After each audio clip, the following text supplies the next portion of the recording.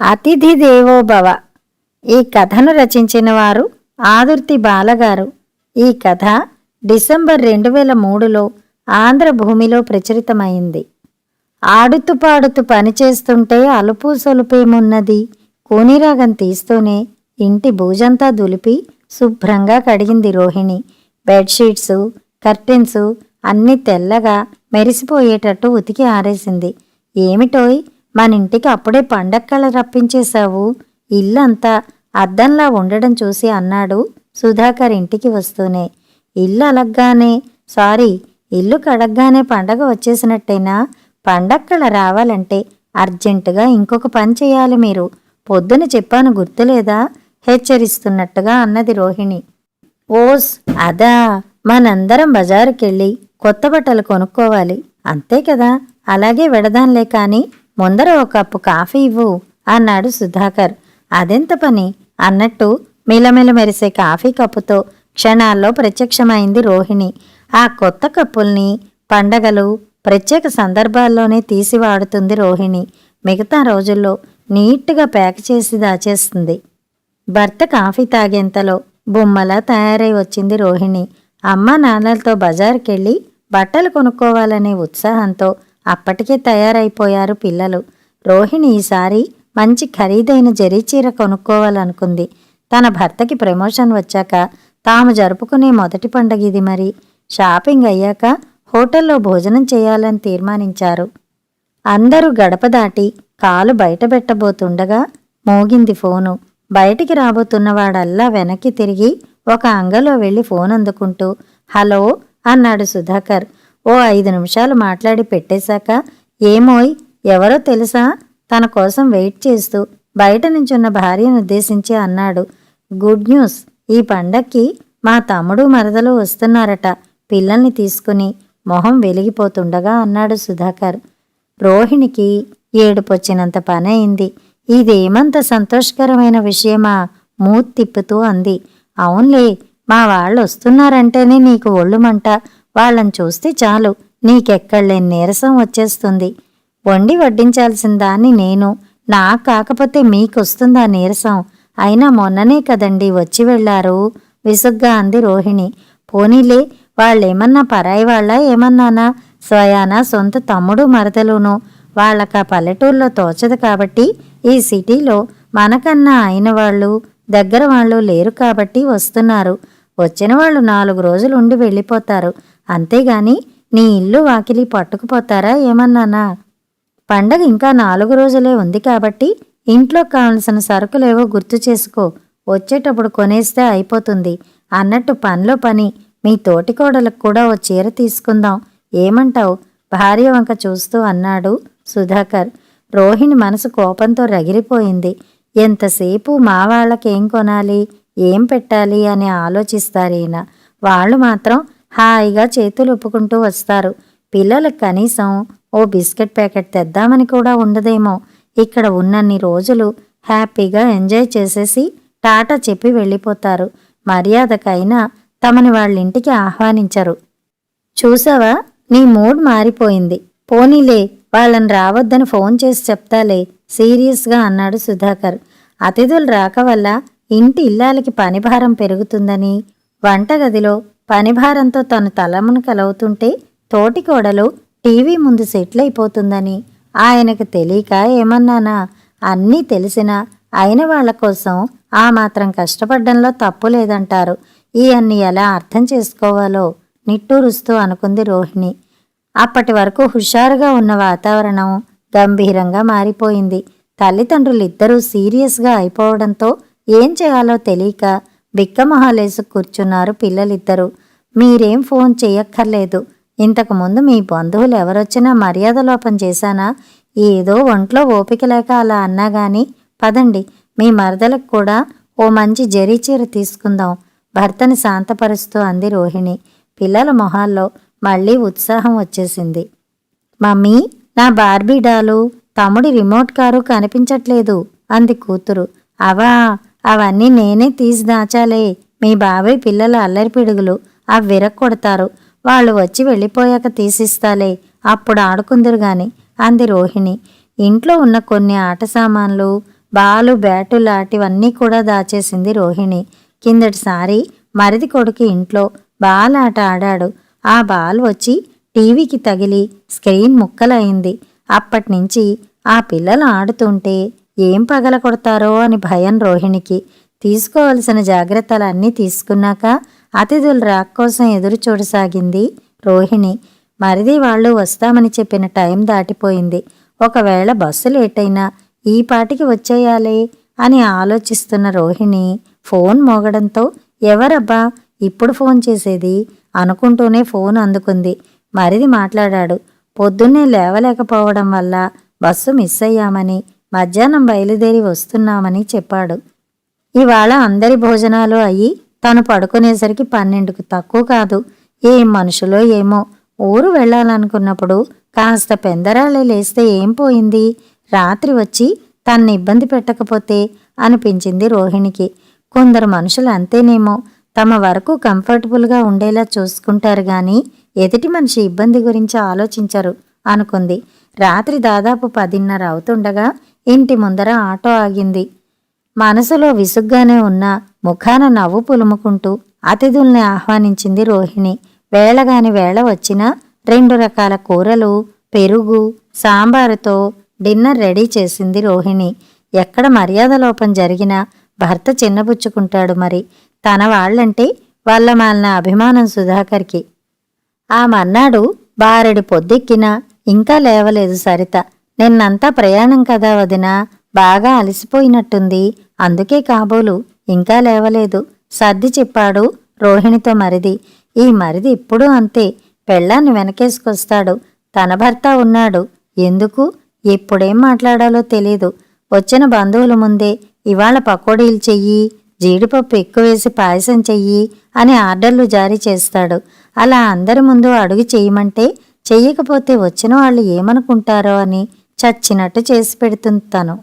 ఆ బోళతనం, లౌక్యం తెలియకపోవడం తనకెన్నో ఇబ్బందులు తెచ్చిపెడుతుంది అనుకుంది. పండగ పనులతో అలసిపోయినా, పని ఎక్కువై సహనం నశించినా, ఓపిక తగ్గినా వాళ్లున్న వారం రోజులు అతిథి సత్కారాలకి లోటు రానియలేదు రోహిణి. ఇంత బాగా వాళ్ళని ట్రీట్ చేసింది కదా, తమని వచ్చే పండక్కి వాళ్ళింటికి ఆహ్వానిస్తారేమో అని ఎదురు చూసింది రోహిణి. వెళ్ళొస్తాం అన్నారే కాని పొరపాటున కూడా మీరు రండి అనలేదు మరిది మురళి గాని మరదల సరిత కాని. ఏమండి, ఈ సంక్రాంతి పండక్కి మనం మీ తమ్ముడు వాళ్ళింటికి ఎడదామండి అంది రోహిణి. వెడితే బాగానే ఉంటుంది, కాని పాపం వాళ్ళిబ్బంది పడతారేమో సానుభూతిగా అన్నాడు సుధాకర్. ఆ అతి మంచితనమే వద్దన్నాను, వాళ్ళొస్తే నేను మాత్రం ఇబ్బంది పడలేదా కయ్యమంది రోహిణి. మనం వాళ్ళకన్నా పెద్దవాళ్ళం, మీ మరదల కన్నా నేనేమంత పెద్దదాన్నని, వాళ్ళకి పెళ్ళై పిల్లలున్నారు. ఎప్పుడు మర్యాదలు చేయించుకోవడమే కాదు, మర్యాద చెయ్యడంలో ఉన్న కష్టం ఏమిటో వాళ్ళకి తెలిసొస్తుంది. అయితే ఇప్పుడేమంటావు విసుగ్గా అన్నాడు సుధాకర్.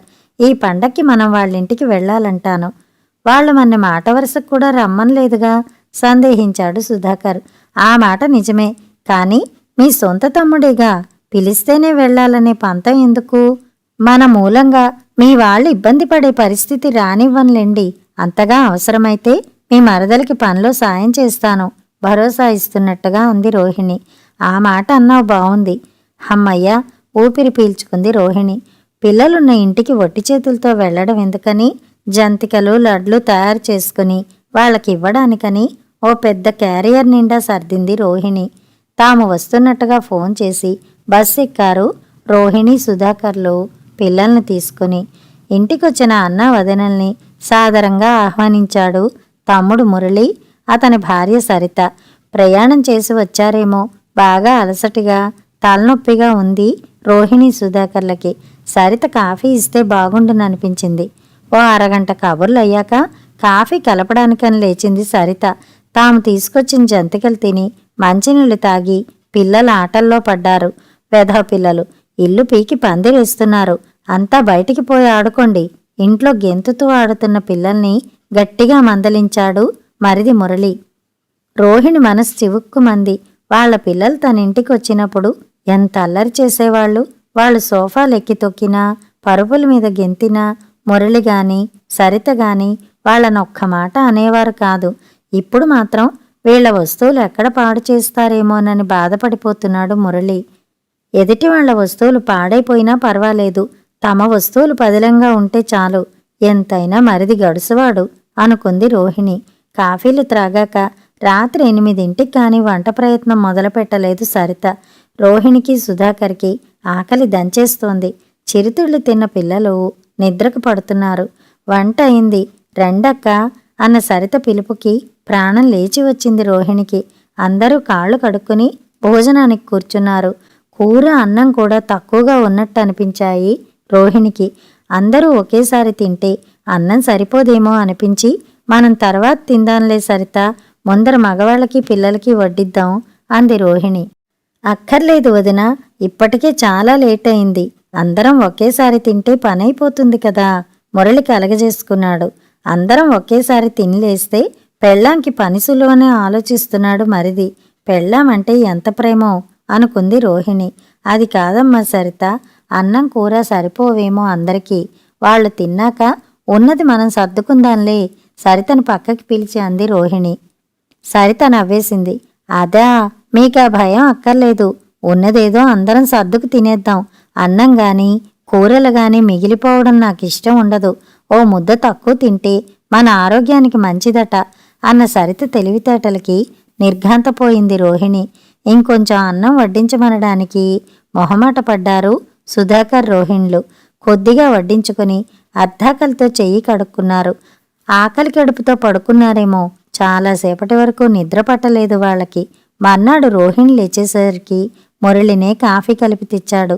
నిన్న పని ఎక్కువైంది కదా వదినా, అలసటగా ఉందిట సరితకి సంజాయిషీగా అన్నాడు మురళి. సరిత అలసిపోవడానికి మీరే కారణం అన్నట్టుగా తోచాయి రోహిణికి ఆ మాటలు. ఏది ఏమైనా తమ రాక వాళ్ళకి సంతోషం కన్నా ఇబ్బందిగా ఉన్నట్టు తోచింది రోహిణికి. కాఫీ తాగుతూ ఆలోచిస్తున్న రోహిణి దగ్గరకు వచ్చాడు సుధాకర్. అతడికి ఈ ఇంటి వాతావరణం నచ్చలేదని అతని ముఖమే చెబుతోంది. ఇవాళ వంట నువ్వే చెయ్యి, అన్నం కాస్త ఎక్కువ వండు. ఈ పల్లెటూళ్ళలో ఆకలేస్తే బయట తినడానికి సరైన హోటల్స్ కూడా లేవు అంటున్న భర్తని జాలిగా చూసింది రోహిణి. ఇక తప్పదని వంటింటికేసి నడిచింది. వంటిల్లంతా సర్దినట్టు లేదు. రాత్రి అందరూ తిన్న ఎంగిలి కంచాలు, గ్లాసులు సింకులోనే ఉన్నాయి. గ్యాస్ స్టవ్ గట్టు మీద నూనె మరకలు, కూర ముక్కలు. సరిత ఇంకా లేచినట్టు లేదు. నిజంగా నిద్రపోతోందో నిద్ర నటిస్తోందో తెలీదు. భర్త ఆకలికి ఆగలేడు. తనిక రంగంలోకి దిక్కపోతే లాభం లేదు. రోహిణి చీర కొంగు నడుంకు చుట్టి పనిలో పడింది. వంటిల్లంతా సర్ఫు నీళ్లతో కడిగి శుభ్రం చేసి తను కూడా స్నానం చేసి వచ్చి వంటకు ఉపక్రమించింది. టైం 9:30. వదిన పనిచేయడం చూస్తున్నా మురళి భార్యను లేపే ప్రయత్నం చేయలేదు. సారీ అక్క, మీకు శ్రమ ఇచ్చాను. ఓ అరగంట పోయిన తర్వాత వచ్చి రోహిణితో అపాలజీ చెబుతున్నట్టు అంది సరిత. పర్వాలేదులే బలవంతంగా నవ్వు తెచ్చిపెట్టుకుంది రోహిణి. వంట పూర్తయి భోజనాలు అవగానే పెట్టి సర్దడం మొదలెట్టాడు సుధాకర్. ఇప్పుడు పెట్టి సర్దుతున్నారేమిటండి అన్న భార్యతో, మనం మన ఊరు వెళ్ళిపోతున్నాం, పిల్లల్ని రెడీ చేసి నువ్వు తయారుకా అన్నాడు సుధాకర్. ఇవాళ పెద్ద పండగండి, ఇవాళ వెడితే బాగుంటుందా, మీ తమ్ముడు నొచ్చుకుంటాడేమో అన్న రోహిణి వంక చూస్తూ, పిచ్చిదానా, మనం ఉంటేనే నొచ్చుకుంటారు వాళ్ళు, వెడితేనే సంతోషిస్తారు, నువ్వు బయలుదేరు ముందు అన్నాడు సుధాకర్. అదేంటి అన్నయ్య, ఇవాళే వెళ్ళిపోవడం ఏమిటి అన్న మురళతో, సారీ, నేనిక్కడ ఉండలేకపోతున్నాను, కారణం నీకు చెప్పక్కర్లేదనుకుంటా. సరిత మురళి ముఖాలు చూసుకున్నారు. అతిథి దేవోభవ అని ఊరికే అనలేదురా మన పెద్దలు.